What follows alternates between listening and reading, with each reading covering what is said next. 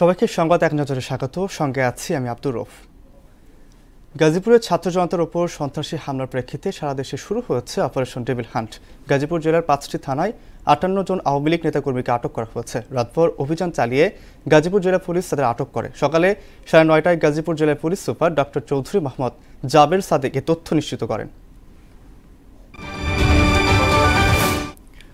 সারা দেশে operation devil hunt চালানো প্রসঙ্গে স্বরাষ্ট্র উপদেষ্টা মোহাম্মদ জাহাঙ্গীর আলম চৌধুরী বলেছেন, ডেভিল যতদিন শেষ না হবে ততদিন পর্যন্ত অপারেশন চলবে। সকালে রাজধানীর ফার্মগেটে মৃত্তিকা সম্পদ ইনস্টিটিউটে এক অনুষ্ঠানে তিনি একথা বলেন। স্বরাষ্ট্র উপদেষ্টা বলেন, গাজীপুরে যারা ছাত্র জনতার উপর হামলা চালিয়েছে তাদের আইনের আওতায় আনা হয়েছে, বাকিদেরও আনা হবে।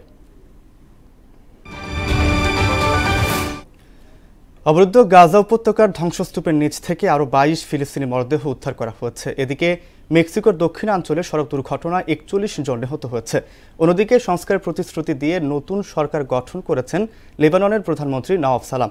এছাড়া হজ ওমরা পালন করতে আসা বিদেশিদের জন্য ভিসা নীতিতে পরিবর্তন এনেছে সৌদি আরব।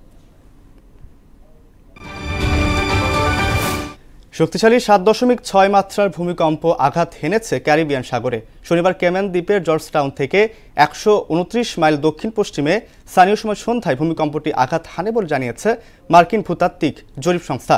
পরে কলম্বিয়া, কোস্টারিকা, হন্ডুরা সহ বেশ কয়েকটি দেশে সুনামি সতর্কতা জারি করা হয়। এ ছিল সংবাদ এক নজরে। সর্বশেষ খবর সবার আগে জানতে বহনের সাথেই থাকুন। এতক্ষণ সঙ্গে থাকার জন্য ধন্যবাদ সবাইকে।